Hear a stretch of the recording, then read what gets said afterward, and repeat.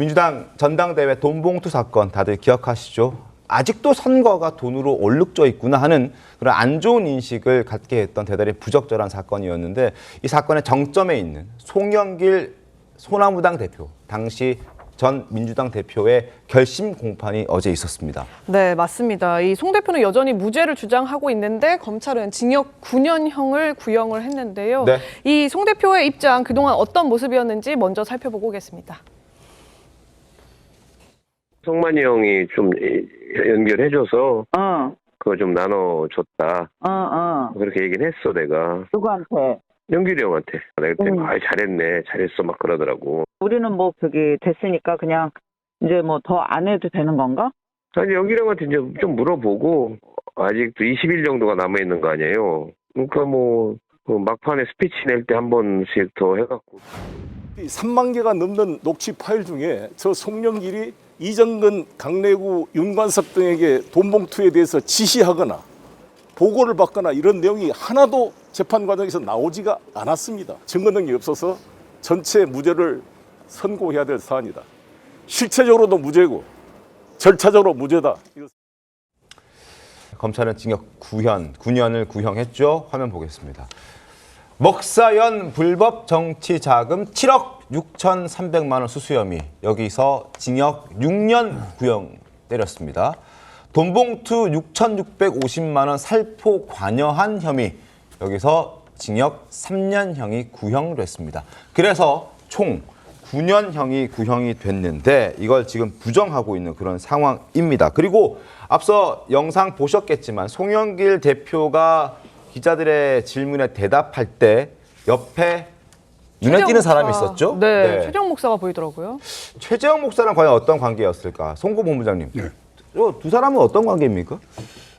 저는 지금 개인적으로 두 사람이 어떤 관계인지는 좀 파악을 못하고 있습니다. 네. 파악을 못하고 있는데 어쨌든 이번 구형이 상당히 의미가 있는 것이 하나 있어요. 네. 뭐냐면은 이정근 녹취록에부터 이게 시작을 했거든요. 맞습니다. 이정근 녹취록부터 시작을 했는데 그 송영길 전 대표가 개인 뇌물 사건은 개인적인 것이라고 해도 지금 그 정당법 위반이나 이게 돈봉투와 관련해서 3년을 구형을 받았지 않습니까? 네. 그런데 이것이 나머지 20명, 지금 10명은 그때 외교통상위원장실에서 받았다는 것이고 또 10명에 대해서도 그 위원회관을 다니면서 또 배포를 했다는 것이 또 수사에 들어간다고 하는데 여기에 상당한 영향을 미칠 수밖에 없는 것이 윤관석 의원이 최근에 그 대법원에서 확정 판결을 받으면서 네. 그때 이정근 녹취록의 증거 능력을 인정을 했어요. 네. 대법원이 인정을 했습니다. 그렇다면 앞으로 송영길 대표의 재판이나 아니면은 10명 플러스 10명, 20명의 수사에서 상당히 큰 영향을 미치게 되겠죠. 네. 이 송영길 대표가 그 당시에 그러면 이 돈봉투 의혹을 받게끔 했던 그 당시 민주당 전당대회 분위기가 어땠느냐. 그 당시 송 대표가 당선이 되긴 됐는데 굉장히 박빙이었습니다. 예. 네, 강자로 불리는 이 홍영표 후보와 단 0.59%포인트 차로 정말 진땀승을 거뒀던 그 전당대회였거든요. 이 검찰은 송 대표가 가까스로 이긴 배경에 이 돈봉투가 있는 것이다. 의원들을 돈으로 포섭한 것이다. 이렇게 보고 있는데 그 당시 전당대회 그런 과정들이 좀 필요했던 전당대회였던 겁니까? 그때 굉장히 긴박하긴 했죠. 네. 송영길 대표가 이기기 위해서 굉장히 노력을 했을 것으로 보여지는데요. 그때 아마도 만약에 이게 돈 수수가 있었다라고 한다면 영향이 있었을 수도 있었다라고 저는 보고 있고요. 다만 이제 송영길 대표에 대해서는 두 가지로 좀 나눠 봐야 될 것 같아요. 정당법 위반, 돈봉투 사건 같은 경우는 윤관석 의원에 대해서 유죄 확정 판결이 났잖아요. 네. 그렇기 때문에 이제 송영길 대표 입장에서는 좀 불리할 것으로 보여져요. 다만 이제 본인이 보고하거나 보고받거나 지시한 사실이 없고 네. 그에 대한 증거는 이정근 씨가 뭐 텔레그램으로 사후 보고를 했다. 뭐 이런 얘기 정도가 있어서 이 부분에 대해서 법원이 어떻게 판결하느냐가 좀 중요할 것 같고요. 네. 다만 이제 정치자금법이나 뇌물수수 관련해서는 별도의 법인이 먹고 사는 문제 연구소에서 받은 부분이거든요. 네. 그래서 이걸 송영길 대표에 대한 뭐 정치자금 후원이라고 볼 수 있는지 또는 뭐 뇌물수수라고 볼 수 있는지 이 부분에 대해서는 좀 판단이 달라질 수 있을 것 같고요. 마지막으로 얘기한다면 좀 검찰이 이 얘기 윤관석 의원에 대해서는 대법원 확정 판결이 났잖아요. 네. 그렇다면 진즉해서 뭐 정치적인 고려보다는 기소를 하던가 아니면 불기소를 하든가 이런 선택을 빨리 했어야 되는데 좀 김건희 여사 사건 때마다 뭐 이 돈봉투 사건 수사하겠다 이런 얘기들이 나와서 검찰이 수사를 좀 정치적으로 이용하는 거 아니냐 이런 뭐 비판적 시각도 많이 있다라고 말씀드립니다. 설전 변호사님 지금 어떻게 보십니까? 검찰이 정치적으로 수사를 하고 있다. 글쎄요. 그러니까 방금 얘기하신 부분 있잖아요. 아까 최재형 목사와의 관계를 네. 이제 아마 모르실 거예요. 근데 이게 야권에서 이렇게 보면 그러니까 송영길 대표와 최재형 목사는 하나의 어떤 대립점이 검찰입니다. 아, 그래서 제가 알기로는 사적으로도 교류가 굉장히 있었었고요. 네. 기존에. 그렇기 때문에 아마 이날 같이 아마 이렇게 출두를 하시는 모습을 보여줬던 것 같고. 네. 글쎄요, 이제 저는 모르겠습니다. 이게 사법적으로 뭐 정치적으로 편향된 수사다라고 개인적으로 생각하지는 않습니다. 왜 그러냐면 소영길 대표에 대한 이 전당대회가 네. 누구를 선출시키기 위한 전당대회였죠? 송영길 당시 후보를 선출시키기 위한 맞습니다. 거죠. 근데 네. 그걸로 해서 지금 징역 실형 2년을 받은 사람은 윤관석 의원이에요. 예. 당시에 거의 실무적으로 일을 했다고 하는. 근데 이분이 이렇게 어찌 보면 저는 뭐 소영길 대표에 대해서 저는 개인적으로 이게 유부녀인지 잘 판단이 안 돼요. 왜 그러냐면 보고가 됐을까 안 됐을까? 본인은 부인하고 있기 때문에. 근데 윤관석 의원은 그 밑에서 일한 사람은 실형이 확정이 됐습니다. 네. 그러면 최소한 저는 어떤 정치적인 책임감 아니면 자신을 네네. 위해서 도와줬던 사람들에 대해서 어떤 이런 형을 살게 하고 어찌 보면 의원직까지 박탈된 거지 않습니까? 네. 거기에 대해서는 좀 책임감을 느끼셔야 되지 않을까 싶습니다. 네. 알겠습니다. 자, 이 사건 불거졌을 때 송영길 대표는 프랑스 파리에 방문 교수로 있었습니다. 그리고 귀국한 뒤에도 억울함을 호소했었는데 검찰에 두 차례 또 자진 출석도 했었죠. 그때 모습 잠깐 보겠습니다. 왜 그러면 준비도 안 된 검찰이 이 사실을 유포해서 정상적인 사회생활을 온 사람을 완전히 명예를 훼손시키고 파리 일정을 취소하게 돌아오게 만들었습니까? 윤석열 정권의 정치 보복으로 구속된 송영길입니다.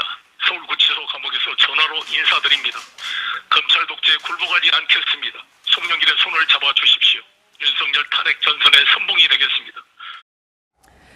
예, 뭐 지금 계속 말씀 주셨던 것처럼 송영길 대표는 무죄를 계속 호소하고 있지만 네. 또 정치적으로 보복 수사다 검찰에 이제 야당 탄압이다 이런 취지로 주장을 계속 이어오고 있습니다만 지금 돈봉투 사건에 연루돼 있는 윤관석 의원 네. 돈을 그냥 받았다는 것만으로 일단 유죄 판결이 났고 살포한 것에 대해서는 또 아직 1심 진행 중이거든요. 네.